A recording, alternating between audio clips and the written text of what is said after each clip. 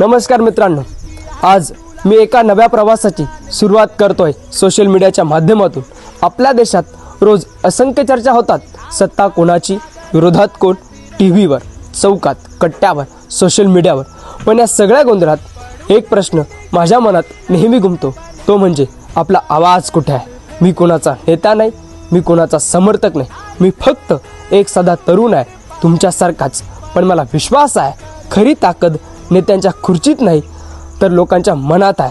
म्हणूनच या नव्या प्रवासात मी माझं नाही, आपलं बोलणार आहे। मी बोलणार आहे त्या शेतकऱ्यांबद्दल ज्याच्या घामातून देश जगतो।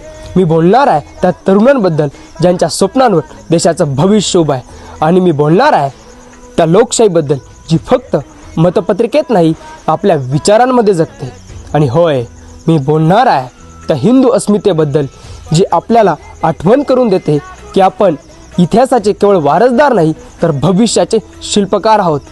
हा प्रवास माझा नाही, आपला आहे। चला मग आजपासून आपण सगळे मिळून हा प्रवास सुरू करूया आणि आपण पुन्हा भेटूया पुढच्या व्हिडिओमध्ये, जिथे फक्त माझा आवाज नसेल तर तुमच्या मनाचा प्रतिध्वनी असेल।